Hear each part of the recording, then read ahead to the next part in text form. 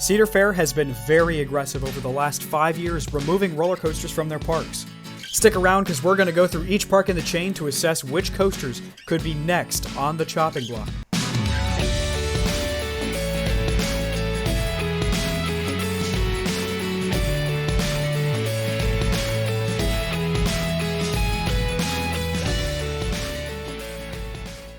In the last 5 years alone, we've seen Cedar Fair remove Firehawk, Volcano the Blast Coaster, Vortex, Hurler, and Wicked Twister.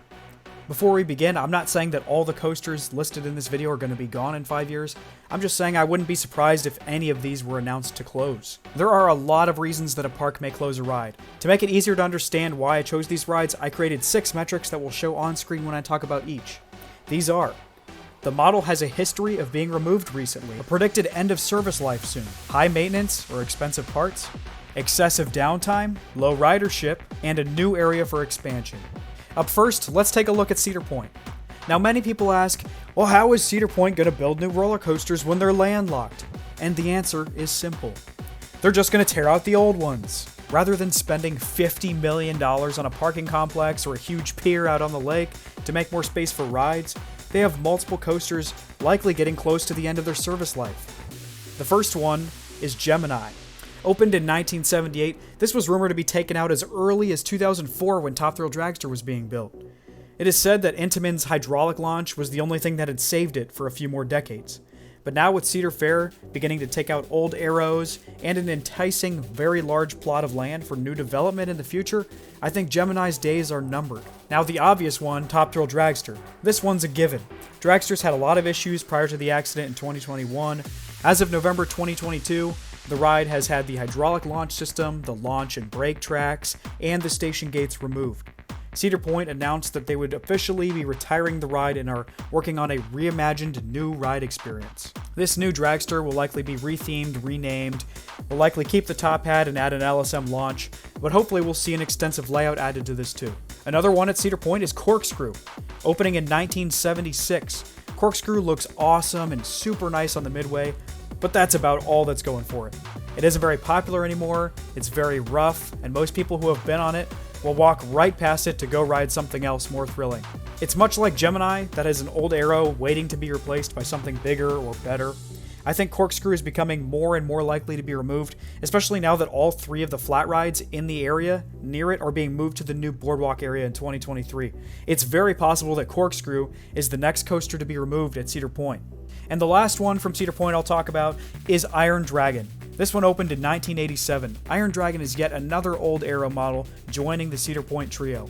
We've seen Big Bad Wolf get removed from Busch Gardens Williamsburg, and sadly the arrow suspended model will likely be extinct in the next decade or two, in my opinion. This model seems to have a shorter service life than some of the other models, but because Iron Dragon is such a tame ride, I would not be surprised if it sticks around for another 10 years or so. Moving on to Kings Island. There are really only 2 rides at risk at Kings Island I see at the moment, this being the Bat and Invertigo. The Bat opened in 1993, another arrow suspended model, this one much faster and more intense than Iron Dragon. I would love to see a new terrain coaster in this spot, because I do think the Bat's days are numbered, but I'm dreaming of a terrain hyper-hybrid RMC that uses the Bat and Son of Beast's plot of land to take its place. I will be legit shocked if the Bat is still around in 10 years from now. Invertigo opened in 1999. This inverted boomerang is still a fun ride and can get long waits, but it requires fairly high maintenance, causing some downtime. I'm shocked this wasn't closed before Vortex personally, but it probably means they've been able to use spare parts from Stinger that they closed at Valley Fair in 2013. I would be willing to bet money that this is the next roller coaster to close at Kings Island. Even something small that packs a punch in this spot, like a Skyrocket 2 model, could fit here. But a new coaster that interacts with the front entrance, like Gatekeeper does at Cedar Point, would be absolutely fantastic. I'd love to see a Vekoma launch here that goes over the front gate, or maybe a Gerstlauer in a small plot of land. With 4 of 6 metrics highlighted, Invertigo is in the danger zone for sure. Heading on south to Carowinds. The first one I'll talk about at Carowinds is Nighthawk. Opened in 2004. This is one of the few rides on this list to have all 6 metrics checked for removal. I've heard it hasn't run for most of the 2022 season from some people, but I've also heard that it's been up and running again in the fall, so I'm not really sure what to believe here, in honesty. I've heard the control panels for this ride were just recently replaced as well, which does leave some room for optimism here. This could be the park's attempt for saving the ride for another 5 to 10 years, especially with using spare parts likely from Firehawk being removed from a few years ago. Regardless, I think this model's days are numbered, whether it's 5 or 10 years. I don't think the Flying Dutchman models are going to be around too much longer, sadly, because they're expensive to operate, they have a lot of maintenance issues and downtime, poor capacity, slow dispatches, and they have a history of being removed at this point. All of these signs point towards the ride's removal in the future. When this ride eventually does get replaced, I'm sure it'll be replaced with something really cool and picturesque for all to see right when they come in through the front gate, like a B&M dive coaster or something. Up next, Carolina Cyclone, opened in 1973. This is yet another old Aero that has seen better days. The ride is supposedly pretty rough and isn't super popular anymore from my understanding. I would not be surprised if we start seeing all of these old Aero coaster models start to bite the dust within the next 5 or 10 years for sure. Now, Carolina Cyclone isn't that high up on my list because they could likely use a lot of the spare parts from Vortex that they might have gotten from that closing at Kings Island, but nonetheless, I'm just going to throw it on this list. Up next, Vortex, not to be confused with Kings Island's Vortex that closed in 2019. This is Vortex at Carowinds. This one opened in 1992 and is one of the few remaining B&M stand-up coasters that have not been retrofitted with the new sit-down trains. This leads me to believe that they are just waiting for the opportunity to scrap it. I feel like they would have already converted the trains if they wanted it to stick around for longer, like another 10 years or so. Kind of like Cedar Point already did with Mantis, back in 2012 or 2013, I think. Stand-up coasters really have not aged well in the past 2 decades and don't remain popular. Vortex is rough and uncomfortable to ride, leading to its decline in unpopularity. Hurler is up next, and this opened in 1994. For obvious reasons, Hurler might be gone soon since its sister ride at Kings Dominion was converted into Twisted Timbers back in 2018. Carowinds fans are eagerly awaiting their turn, hoping that Hurler reaches the same fate. The ride is pretty rough, tame, and just needs something new. But it is Carowinds' only wooden roller coaster at the moment, so they might try to get a new Woody before anything happens to Hurler. They might also retract this, hoping to keep it around for another 5 or 10 years before doing anything else to Hurler. Moving on to Kings Dominion, we have Anaconda, opened in 1991. Large custom aero loopers have been on the chopping block for years due to a decline in popularity, getting closer to the end of their service life, which is the reason they closed Vortex at Kings Island, supposedly, and the rides are just getting super rough and generally have low ridership across the parks they're still in. Anaconda is totally in that boat. It also has a desirable plot of land over the water that could possibly be expanded for a new area or a new roller coaster in its place. Grizzly, also at Kings Dominion, opened in 1982. Grizzly, in its current state, is a pile of hot garbage. Holy crap. I rode this for the first time summer of 2022, and it was so rough, probably one of the roughest Woodies I've ever been on. Kings Dominion has Racer 75, which can be their classic wooden roller coaster, and I think Grizzly will be torn out in 10 years or so. The only problem is, Kings Dominion still needs to replace Volcano, and possibly Anaconda, before Grizzly is ready to be replaced. So it may be around for another decade before anything happens to it. This ride is unbearably rough, it's kind of boring, doesn't offer much force or airtime, it has very low ridership, all recipes for future removal. Pause, editing Evan here. We recently learned that Grizzly is going to be retracked for the 2023 season, getting the Beast treatment similar to how the Beast was completely redone in some of its sections. So this is really good to hear, but it also kind of goes along with what I was saying. They're probably going to try to keep this around for at least another 10 years or so while they replace Volcano and likely Anaconda before they replace Grizzly here at Kings Dominion. So hopefully this retracking will really smooth it out, because it really needs it. Alright, back to the video. Up next, let's take a look at Knott's Berry Farm. With Montezuma's Revenge getting a makeover, that leaves only one roller coaster at this park with short-term risk, and sadly, it's Accelerator. Accelerator uses the same launch technology as Dragster and has been proven to be super unreliable with excessive downtime and requiring a lot of maintenance. If you go to Knott's, it's better to expect this thing to be closed so you aren't disappointed when you get there. You seem to have about a 50-50 shot of this running, especially in this past season in 2022. We still don't know what's happening with Dragster yet. Maybe the cars will be shipped down to Knott's, maybe they'll use replacement parts from Dragster's old launch and send those over to Knott's to help out with the reliability of Accelerator, but we really have no idea at this point.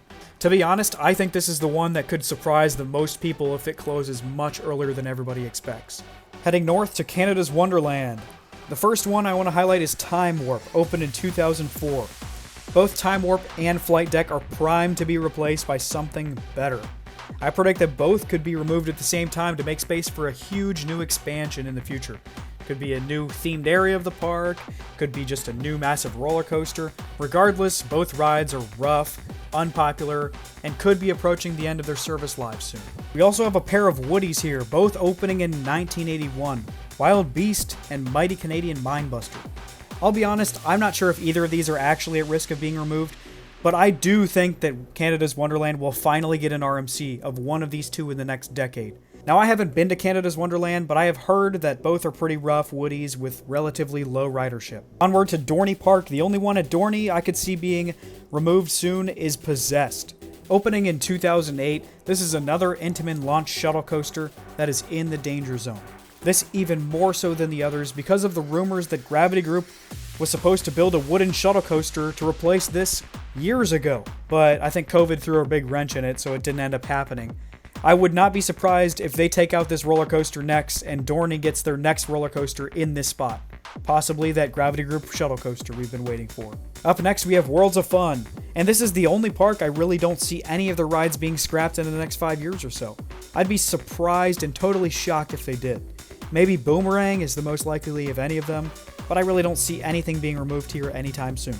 Up next we have Valley Fair. Valley Fair has a trio of them that could possibly be removed and would need to be replaced with something.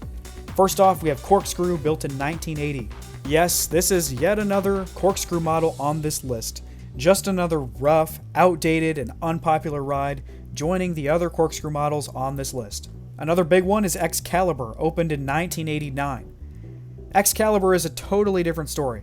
It is most likely to be removed just for the fact that it's the last ride to be staffed and therefore is down a lot. Apparently, the ride also sits in a flood zone at Valley Fair, so there really isn't much going for this old arrow.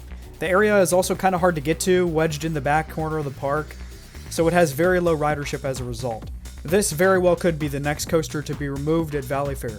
Another one that could be, though, is Steel Venom. Opening in 2003, another Intamin shuttle launch, copy and paste everything I said about Possessed at Dorney Park and apply it to this ride. However, with the parts likely from Wicked Twister, these two rides could squeak out a few more years than we expect. Now on to Michigan's Adventure. The only thing I could really see leaving here somewhat soon is Corkscrew, opening in 1979. It's crazy to think that the only other coaster here with inversions in this park is an SLC. Cedar Point should just send Patriot from California's Great America over to Michigan's Adventure so they can get rid of this thing. That or ship Rougarou over. Rougarou is one of the most forgotten coasters at Cedar Point, but at a park like Michigan's Adventure, it could really shine and people could appreciate it for what it really is.